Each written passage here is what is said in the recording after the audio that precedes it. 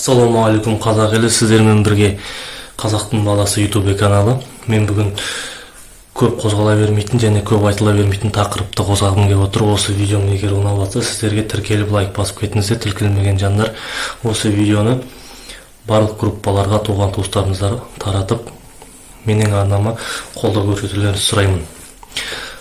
Біздің қазір қазақтың саны Аллаға шүкір 20 миллионға жуық. Ал егер де қазағымыздың саны 50 миллион болатын болса, мен өз ойым қандай болатын еді Қазақстанда. Қазір Қазақстанда былай қарап отырсаңыз, коррупция жағы көп, жемқорлар көп. Егер 50 миллион болатын болсақ, біз қазақтар, менің 90% ойым, көптеген қазақтың азаматтары қасқырдай қайратты, арыстандай айбарлы жігіттер көп болушы еді. Қазағым деп, қазақтың намысын қорғайтын, қазақты көтеретін жігіттер көп болушы еді. Ана Никоне, Дамылай сияқтылар трансвеститтер болмаушы еді. Дамыған елдердің қатарларына жатушы едік.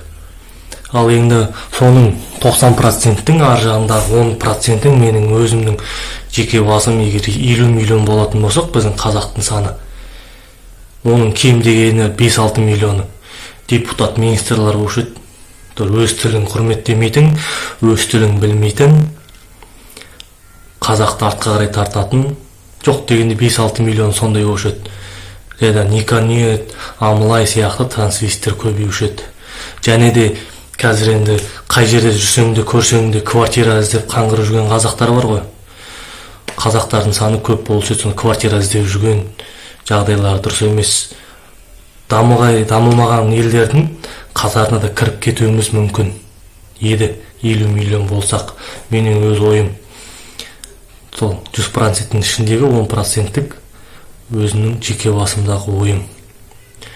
Және кедей елдеріне қатарына кіріп кету қаупі төнер еді бізге. Қазір қымбатшылық заман, тем более. Осы қымбатшылық заман сондай болса, онда мен не айтарымды білмеймін.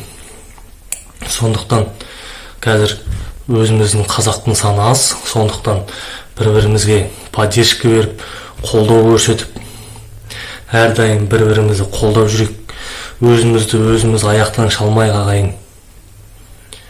Сондықтан өзіміздің қазақтарды көтерейік, алдыға қарай жетелейік.